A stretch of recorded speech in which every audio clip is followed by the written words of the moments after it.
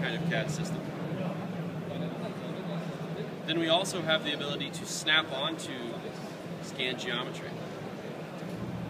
So if I draw a box, I can just drag and snap it back to the pink line, which is the scan data. And I can get as good of a profile as I want with some constraints. These should be vertical, these should be horizontal. Maybe I want to add a dimension. So this dimension comes out to 94.13013 something something something something millimeters.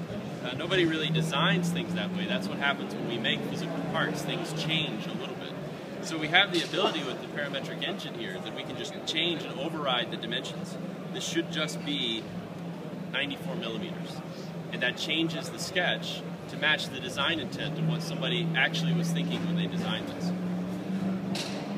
Once the sketch is done, it's the same next step as a regular CAD process. I'm going to create an extrusion. So I can use the scan to help me do the extrusion. Somebody obviously worked with a really large model before. So I can extrude up to a certain area. I can also say up to a certain part of the scan. And the software will figure out what's the best shape to match the top of the part, and that's where the extrusion should stop. And this helps us build a feature tree on the left-hand side here. We have a sketch and we have an extrusion, and the extrusion is made from the scan and the sketch. We have parent-child relationships. Now this is kind of the legacy way of creating things. This year we've introduced a lot of things to enhance that process and speed it up. Now all I have to do is really right-click on one area, and I can say insert or merge, and the software will automatically look at the model and say, okay, what's the best feature that will fit this area? So it found all these sidewalls, and it found the bottom and said this is most likely an extrusion. And it's also determined that that's probably going to be on the top plane. And so that's the best plane to build the sketch, build it in this direction, and follow that design intent. We can even find draft angle if we thought that that was appropriate.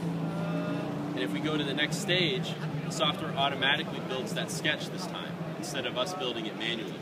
And it also lets us just go ahead and extend it up beyond the point of the surface. So that generates the same thing, the sketch and extrude. So this is automating the design intent process because we already know what the shape should be. And we can move on from there very quickly. So I can keep working like this, right-click on an area and say cut. And we're going to create a surface across the top there. So here it's warning me, I've already set and I want to send this to Inventor later. So it's telling me there's no match in Inventor for this mesh fit surface idea. So that's not going to be parametric when I send it across. It'll still come across, but it'll be like a design surface or something someone made in other software, which I think is okay for this example. And what that does is it makes a large surface, and then it cuts the model automatically and decides which part to keep based on the scan that you have. So we can keep going. I want to cut here. It identifies this as a pocket, this is the side, and this is the bottom. And again, automatically makes the sketch and removes the material. The key thing is that through all of this process, it's as though the part were being designed in a CAD system.